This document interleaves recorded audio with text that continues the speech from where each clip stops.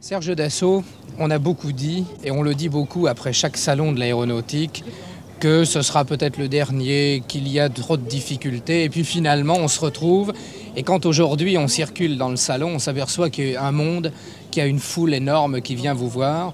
Alors à quoi est-ce qu'on peut attribuer ce succès du salon de l'aviation ? Je crois que ce succès est dû à l'intérêt que présente pour l'opinion publique et les industriels et les techniciens l'industrie aéronautique. Nous sommes très heureux d'accueillir cette année, je crois, environ 30% de plus de visiteurs qu'il y a 2 ans. Ça montre que pour l'opinion publique, l'industrie, les avions sont intéressants et qu'ils veulent les voir de près. Nous avons interrogé les gens qui sont venus et qui viennent et ils nous ont dit qu'ils venaient voir les avions et surtout les avions volés. Et je crois que c'est très important, non seulement pour les gens qui s'intéressent à l'aviation, mais surtout pour les enfants. Et nous sommes très heureux de voir beaucoup d'enfants, des jeunes même de 10 ans, qui viennent voir, qui connaissent d'ailleurs beaucoup de choses, et qui expliquent à leurs parents, tout à l'heure j'en ai vu un, voilà le Mirage, voilà l'étendard, voilà le Concorde, voilà un hélicoptère. Et ce qui prouve que pour la jeunesse, l'aviation représente quelque chose.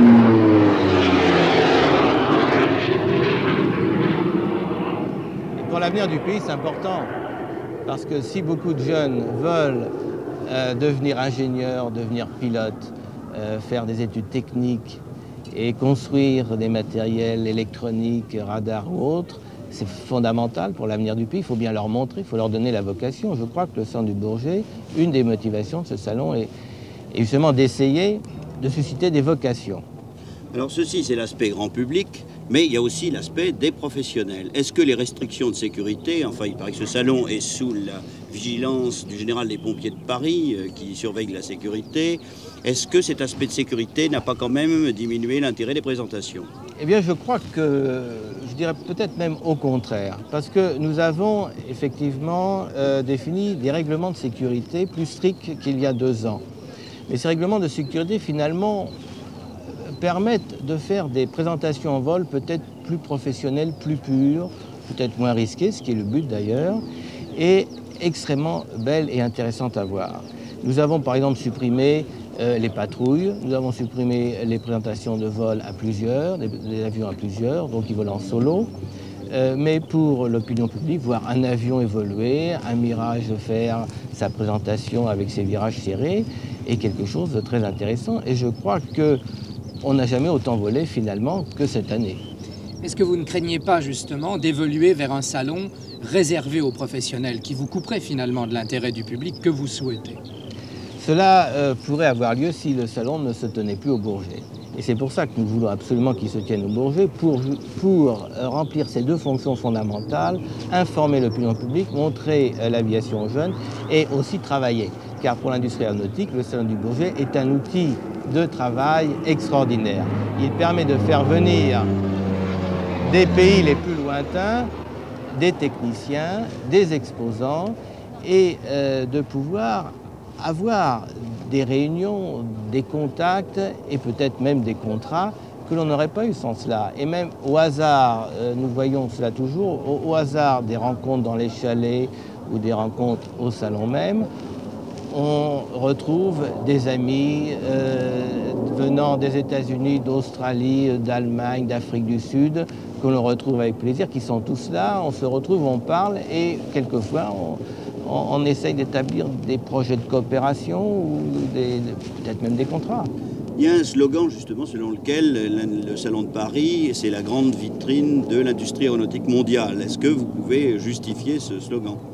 Je crois que le salon tel qu'il est aujourd'hui le justifie amplement. C'est le salon du Bourget, le seul salon où on voit vraiment côte à côte des avions russes, des avions américains, des avions français, anglais, allemands, on a même des avions polonais, des avions australiens. Et c'est le seul endroit au monde où on peut voir côte à côte. Et je dirais même que non seulement cet aspect est intéressant sur le plan des avions, mais aussi sur le plan des équipements que l'on oublie un peu, mais qui sont très importants pour l'industrie. Et on voit des équipements français, anglais, allemands, qui côte à côte dans les stands. Et il faut visiter les stands. Le salon n'est pas simplement le salon des avions, c'est le salon aussi des équipements, d'électronique, il y a même des missiles, il y a des radars. Et tout ça forme un tout pour l'aviation. il semble qu'il y ait un effort particulier extrêmement important de toutes les sociétés présentes au salon et tout ce drainage de grands patrons qui viennent du monde entier, de leurs ingénieurs, des techniciens, des pilotes, font qu'il y a vraiment beaucoup de retombées en plus pour la région parisienne pendant la durée de ce salon. Oui, c'est encore un des intérêts du salon, c'est que finalement la région parisienne profite beaucoup de la venue à Paris de tous ces étrangers. On me dit par exemple que les hôtels sont pleins, les restaurants sont pleins, même on parle de fleuristes qui sont débordés, sans parler peut-être des boîtes de nuit qui sont pleines aussi. Et ce qui est intéressant, c'est que j'ai eu de plusieurs personnes la même opinion, c'est la qualité des gens qui viennent ici. Et par exemple, je peux vous dire que les grands patrons américains, les grands patrons de Boeing, de Westinghouse, de Hughes, de McDonnell, sont présents à Paris eux-mêmes pendant 8 jours. Ils sont là, ils visitent eux-mêmes le salon, ils prennent des contacts. C'est-à-dire qu'ils sont intéressés par les contacts qu'ils ont eux-mêmes avec non seulement les Français, mais les autres étrangers. Car ce salon est un salon international où non seulement nous essayons, nous, de vendre les produits de l'industrie française, mais aussi les Américains essayent de vendre et arrivent à vendre leurs produits aux autres pays. Effectivement, ils sont là pour vendre et la compétition est très très dure. Mais est-ce que vous pouviez nous donner une idée des ventes justement de l'industrie française, et en particulier l'exportation? Qu'est-ce que ça représente pour l'économie française? Je peux vous dire que toutes les entreprises françaises travaillant pour l'aéronautique travaillent à peu près pour 60% pour l'exportation. C'est-à-dire que 60% de leur chiffre d'affaires est finalement payé par de l'argent étranger. Donc on ne peut pas dire que c'est le budget français qui alimente uniquement aussi bien l'avion Dassault que la SNIAS, que Matra ou Thomson. Il l'alimente pour 40% de leurs activités. Cela montre l'importance de l'exportation pour l'industrie française. S'il n'y avait pas d'exportation, l'industrie aéronautique française ne pourrait pas vivre uniquement sur le budget et sur le marché français. Serge Dassault, j'aimerais, puisque c'est le thème de l'émission, qu'on parle un peu de l'homme, Serge Dassault. Vous avez un nom, bien sûr, que tout le monde connaît, parce que Marcel Dassault, c'est depuis maintenant plusieurs dizaines d'années, c'est un grand renom de l'aviation mondiale. Alors, comment, quand on est le fils de Marcel Dassault, est-ce que c'est évident qu'on fasse de l'aviation et qu'on s'y intéresse? C'est pas évident, il faut s'y intéresser, il faut faire des études pour cela. J'ai fait Polytechnique et Super-Héros. J'avais envie de faire de l'aviation, d'essayer de suivre, disons, les traces de mon père. Et j'essaye de faire le mieux possible dans cette voie. Ce n'est pas facile, il y a beaucoup de choses à apprendre, beaucoup de choses à savoir. Mais je crois qu'il faut au moins essayer de le faire. Un homme, c'est aussi une équipe. Alors, est-ce que vous pouvez nous parler un peu de votre équipe? L'équipe DND, l'équipe du salon. J'ai une très bonne équipe. À l'électronique Marcel Dassault, j'ai une très bonne équipe, des excellents ingénieurs, techniciens qui permettent de réaliser de très bons matériels qui, en général, fonctionnent bien de premier coup, ce qui n'est pas toujours facile quand on voit aussi les difficultés de mise au point d'appareils électroniques aux États-Unis ou en Angleterre. J'ai un excellent directeur général qui s'appelle M. Donny. Et en ce qui concerne le salon, j'ai aussi heureusement une très bonne équipe. Le directeur du salon, M. Lafont, est un homme qui connaît à fond son travail et qui vraiment je peux le dire, m'a amené le minimum de travail et de soucis pour organiser ce salon. Le fait d'organiser un salon comme celui-là, qu'est-ce que ça crée comme souci? Parce que ça ne doit pas se préparer en quelques mois ni en quelques semaines. C'est un énorme travail qui est complémentaire de votre activité ou pas? C'est pas complémentaire, ça vient en plus. Je dois dire que c'est la première fois que j'organise un salon avec l'aide de l'équipe de l'Union syndicale. Ça m'a donné beaucoup de travail, mais je dois dire que disons, le maximum de soucis que cette organisation m'a amené, pas forcément pour ce salon-là, mais pour le prochain. Car il faut toujours travailler à l'avance. Un salon se prépare 2 ans à l'avance. Et aujourd'hui, nous pensons déjà au futur salon. Nous arrivons au terme du 31e salon. Vous avez vu beaucoup d'officiels, le président de la République, le Premier ministre aujourd'hui. Comment voyez-vous l'avenir de l'industrie après tous les contacts que vous avez pris au cours de ce salon? L'avenir de l'industrie n'est pour le moment pas mauvais grâce aux commandes d'exportation que nous avons pris et que nous espérons prendre. Mais il faut bien savoir qu'un avion se prépare 7 ou 8 ans à l'avance et que si nous voulons préparer la génération de 1980, il faut commencer maintenant. Et là, nous sommes un peu inquiets parce que les crédits actuels, les crédits de la défense nationale, les crédits budgétaires ne sont pas, à notre avis, suffisants actuellement pour permettre un développement des matériels aéronautiques, moteurs, cellules, équipements qui permettraient de préparer cet avenir correctement.